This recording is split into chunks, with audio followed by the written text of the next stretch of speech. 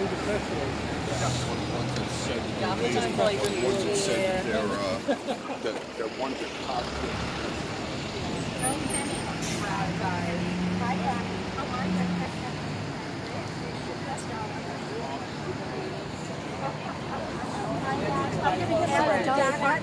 said that she didn't want me to look fake.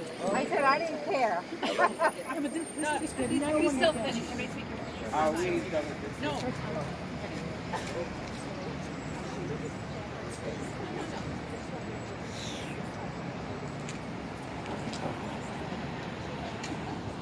Great job. Within a stone's throw from a school.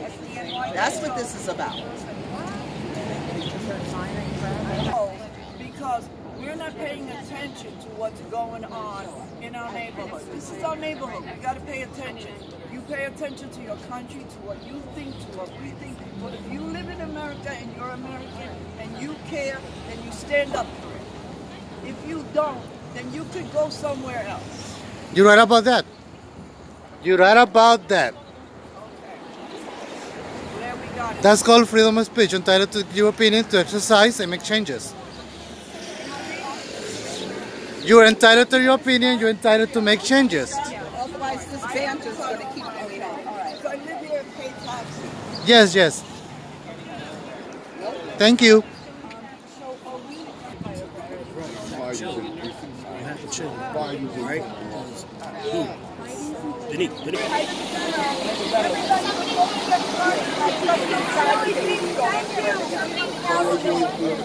Thank you. Thank you.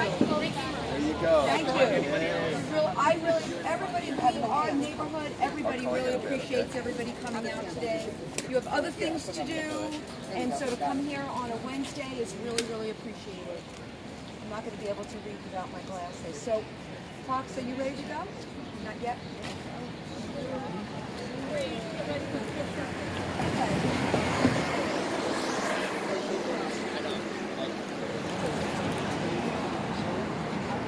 My name is Maria D'Angelo. I want to welcome everybody here today and to thank you all for coming out. I want to thank our co-sponsors today. We have a number of them here.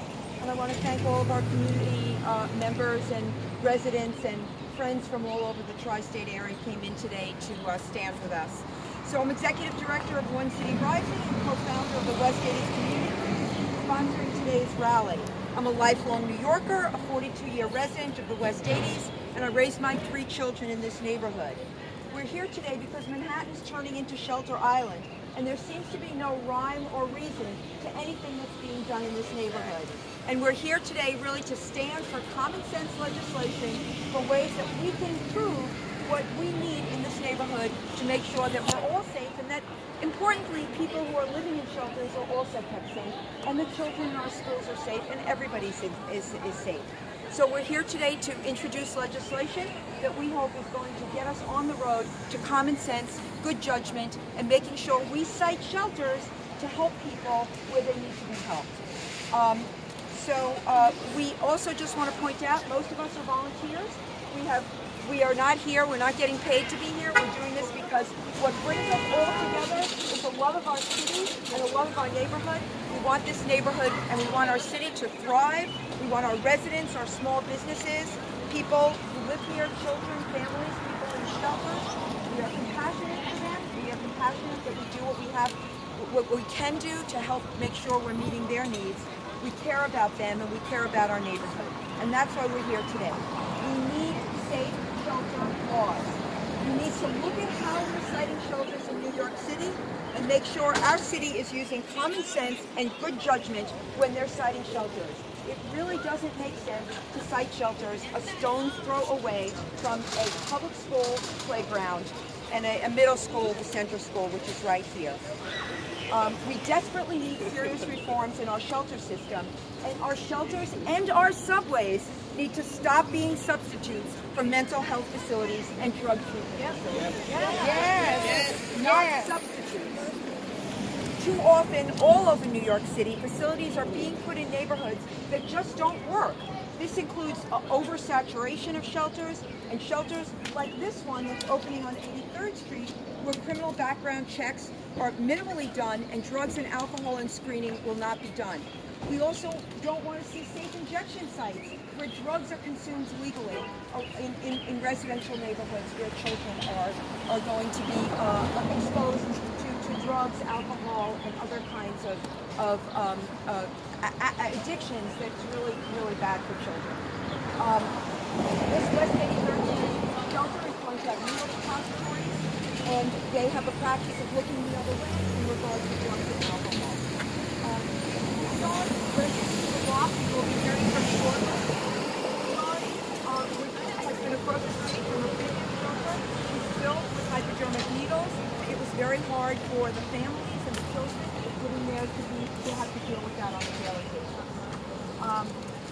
The lack of safety of protocols and screening so that the residents of the shelters are safe on the inside of the shelter is also of critical importance. This building is violating zoning laws, it's overcrowded, and it has very little space for leisure or relaxing. These are not the kind of shelters that we need to be citing to take care of our most vulnerable in New York City. It also is likely to have not do any mental health screening. We've got a crisis with mental health in this city. We are not doing enough. As recent events have showed us, we're not doing enough to address the mental health crisis, and using shelters and subways as substitutes for proper mental health facilities really must end. So we have to have common sense about these shelters, and they have to have protocols in place to keep everybody safe. This is a first step in regulating how the city can site shelters. So our first bill, which we're proud to introduce today, our first bill will seek to restrict the siting of shelters within 200 feet of a school zone or playground. Yes. Yes. Yes. That applies to citing restaurants, for example, that serve alcohol within 1,000 feet of a school or playground. 200 feet rule is a sensible, common sense rule, makes a lot of sense, and that's what we want to see the city do. It's a first step forward. First step. It is consistent with other laws and is less restrictive than some of the laws, so it's a reasonable first step. Also, we need other laws, and we're going to be doing that over the coming months.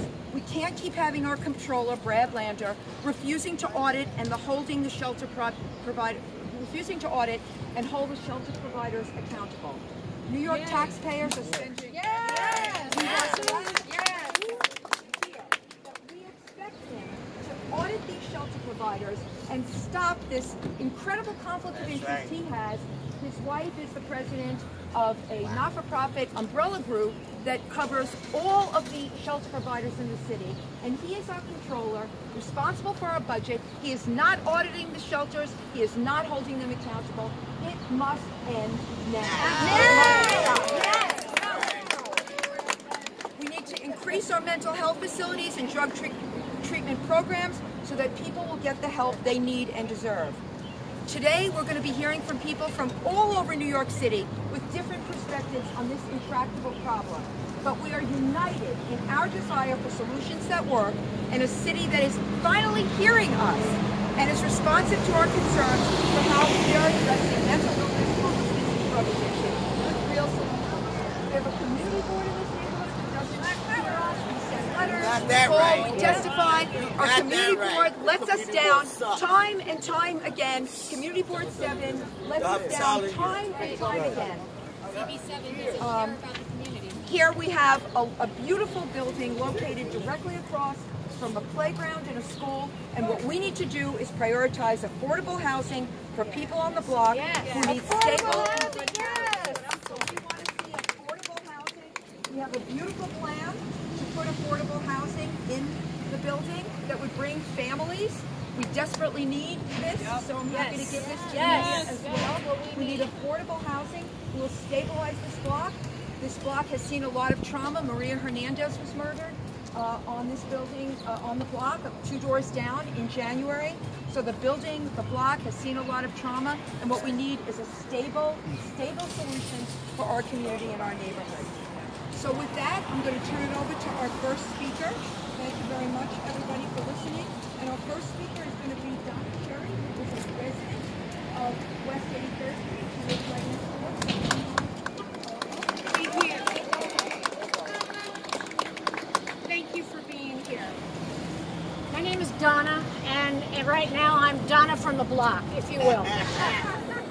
In fact, I live right next door to the proposed site for the safe haven.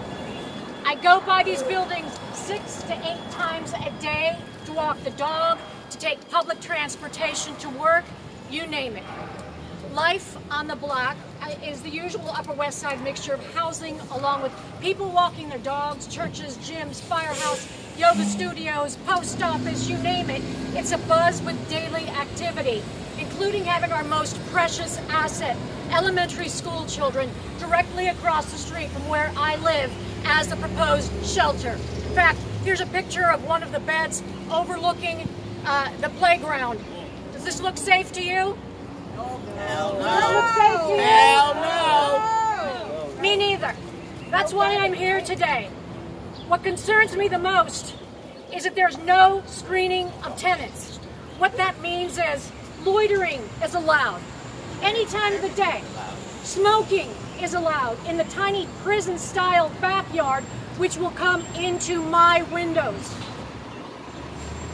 There is no curfew, as I said. They can do anything they want. In fact, as Maria pointed out earlier, they even have sharp waste containers so that they can put their hypodermic needles in if that's the kind of drugs they need or take, because there's no screening. It's about placing people who are 50% as a community mentally ill and or drug addicts, more than 50% total, in the neighborhoods where children are playing right across the street at their school. How is this possible? We are against this big real estate deal that will disrupt and destabilize an already fragile block and neighborhood. It's the wrong place and location for this. Completely. The brothers that own the building are slumlords with a record that can make more with the government than they can by renting it out room by room. And it's not just the local homeless. Homeless will be brought in from all over the area that aren't even necessarily from our neighborhood. But let me be clear, this isn't about demonizing the homeless. It's about demonizing the big money people behind the homeless programs who consider themselves to be do-gooders, but are really more virtue signalers out to make a buck. It's a money grab. It's all how it's being handled. A money grab being handled by the big government and the, quote, non-profit vendors. The CEOs of these non-profits make anywhere between $300,000 to $600,000 a year. Affordable, yes, for part-time work. What is up with that? Affordable family housing is one thing, let alone much more preferable, as Maria proposed earlier, and as we're going to be handing out flyers about that today. A shelter that is incredibly small to house 108 people is another, especially one that's not even legally zoned to house that many people. It's legally zoned to be an SRO. Eric Adams and the DHS are not in line with what is safe for the neighborhood and are not even following local building ordinances. This is about child safety. This is about adult safety. This is about my safety. Why do we have this kind of integration that puts our neighborhoods at risk? I have been asked, as many of us have been asked, where is your compassion? What are you thinking? Don't you care? And all I'm thinking is, where is the compassion for one community to the total disregard of others? We are parents, neighbors, teachers that are grassroots. We are not Trump-loving Republicans, so don't go there with me. None of us are paid to be here. But with agendas steamrolling over us, there's nothing else that we can do besides let our voice be heard here and now. Because Eric Adams sure isn't hearing it. Mark Levine sure isn't hearing it, and neither is Gail Brewer. But maybe they will now. Thank you.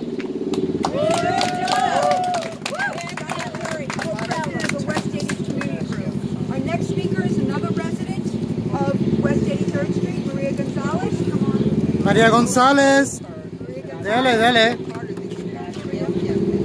Okay, Donna has more or less covered every angle. I'm just here to say I'm a resident of a neighborhood family, about 3 generations. I have nieces and nephews and other family members who attend the school.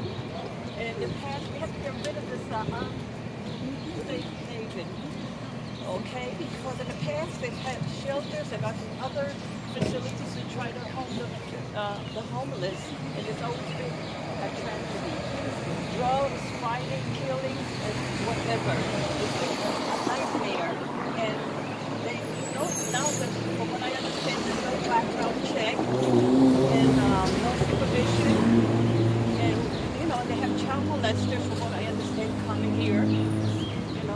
And we have school kids who are up and down. We have to worry about the kids being molested or whatever. We don't want to wait until something happens. So let's get rid of this unsafe haven. Okay? We need affordable housing. People to work and, Okay? Thank you very much. Maria Mary from the Upper West Side. Hi, Maria.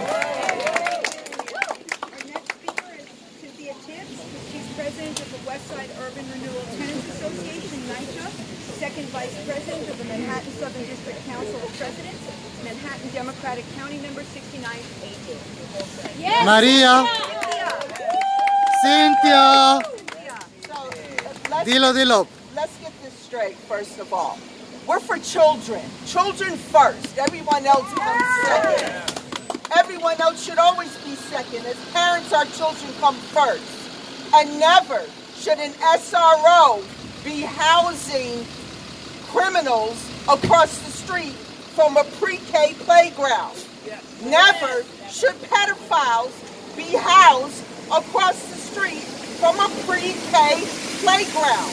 This has nothing to do with us not having compassion for the homeless. But at the end of the day, those 2 buildings have been an SRO since the day I was born.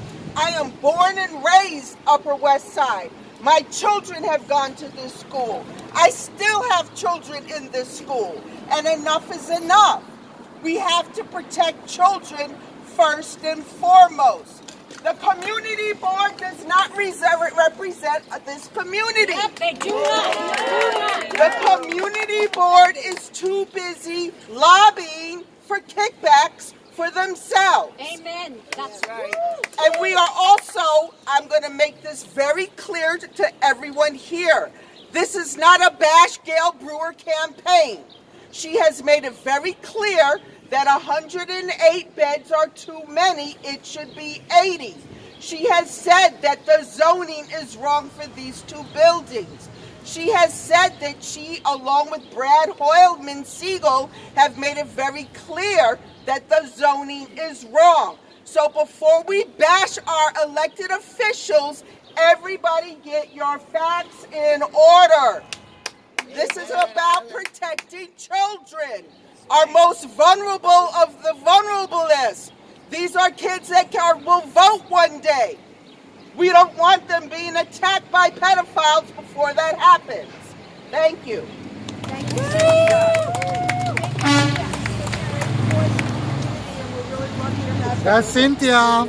Cynthia. Our next speaker is Carmen Quinones, my friend, who's a nice Now tenemos a Carmen Quiñones. the Frederick Douglass houses on Columbus Avenue and 100th Street. She's probably too much Carmen to say that Quiñones. she was awarded a Westie, the very prestigious Westie Award. She's a community leader, and we're very fortunate to have her here today. So, Listen, I'm going to go beyond this. I'm not talking about the shelter or nothing. The truth of the matter is, our elected officials have failed the people that made this country. We have made everything in this country, and we are put aside. They don't care about us. They don't care about my children. They don't care about me. They don't care about how you live. They don't care. We have to start making sure we get rid of all these elected officials or anybody that you want to call. We have to make sure we get them out. And stop voting for people because they give you a block of cheese. And we have to make sure that our residents know that we are being squeezed out of New York City. Right now, we lost West Side High on 102nd and Columbus Avenue. All right? They have taken that school now. They want to send that school to the east side. Our kids are under attack at all costs. I'm not talking about just our babies. I'm talking about our college kids and everything. They are now, it's not about us. They're attacking our children. And that, my dear, is serious. Because I got 19 grandkids and 13 great-grand. So before you come for me, you better watch it. You better watch it. Because I'm waiting for all of y'all. And all y'all know that I know you. I know you. Carmen Quiñones es una guerrera. So when you come for us, you better come right. Because y'all doing some dirty ass shit. Y'all doing dirty stuff. Cunning stuff. Stop the corruption. That's what you need to do. And take care of your children.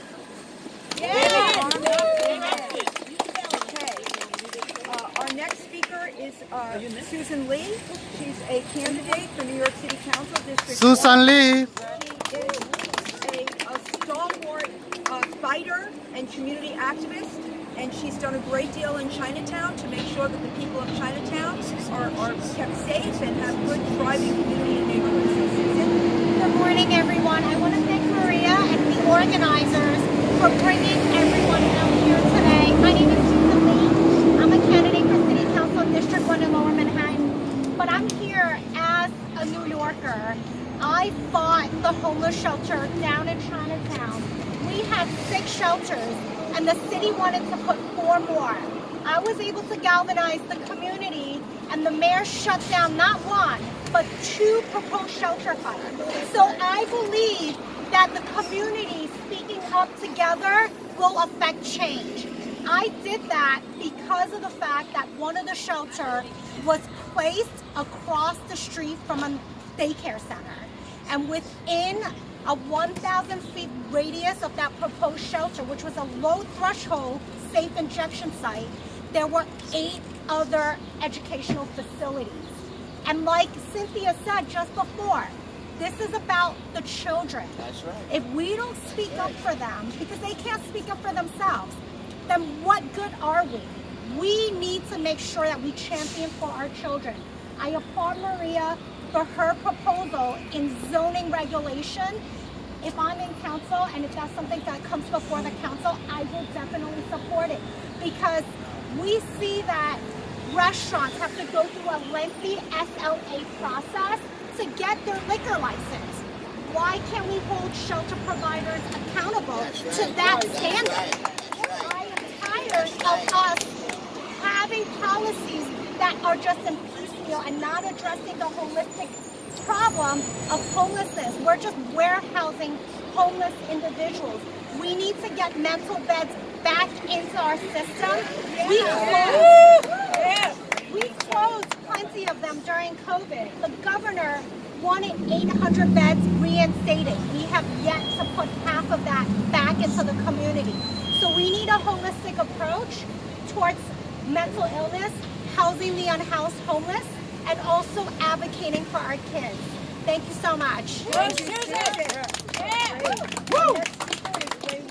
She is the charter president of the Chinese American Citizens Alliance of Greater New York, who is one of our co-sponsors for today's rally. It is the largest and oldest Chinese American civil rights organization. It's based here in Manhattan, in Chinatown. She is also a Manhattan Institute fellow, a writer. I follow Wei Wa, writes beautiful stuff, so we're very happy and very lucky to have her today. Thank you, Maria. Thank everybody who's here today. This is about this community. It's about our schools. It's about our children, but it's not just about them. I'm going to name a couple of names.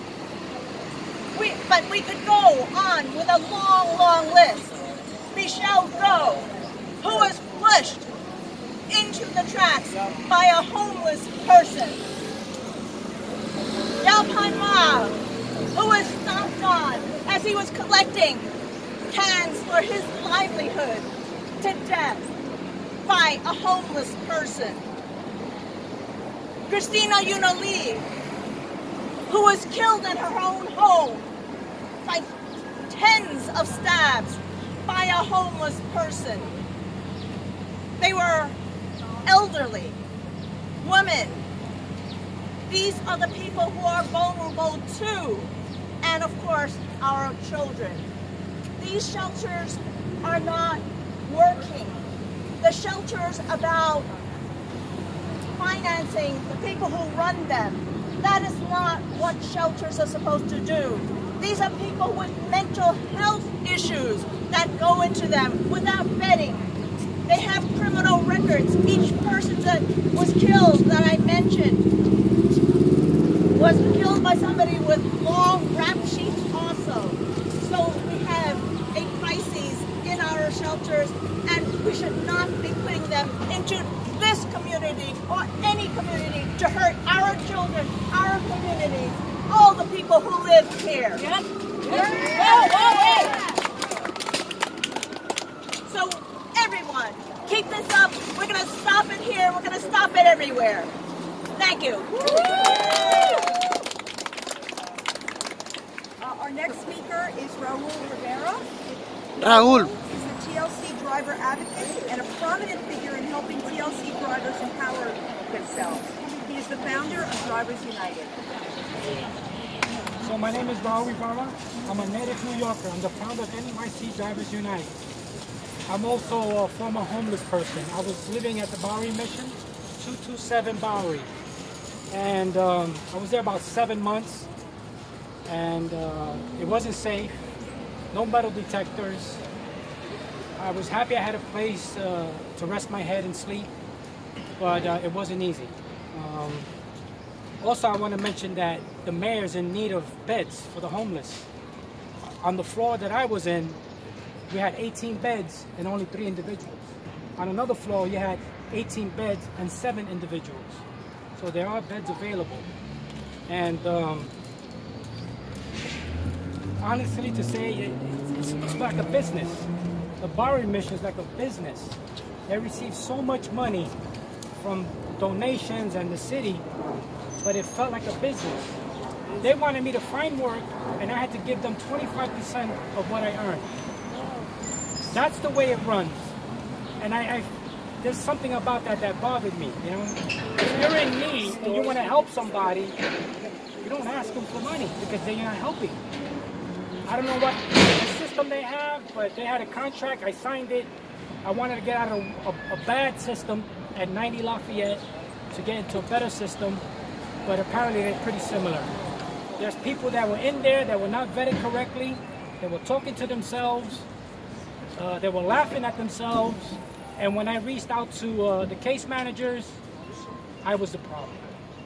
So we want to address this to the mayor. We want safety on all shelters.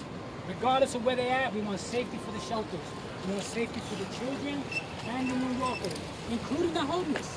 Because I was homeless. I don't have a rap sheet. I don't have mental issues. I don't have a criminal record. Mr. Mayor Eric Adams, if you need beds, there are plenty empty beds at 227 Bowery. Thank you so much.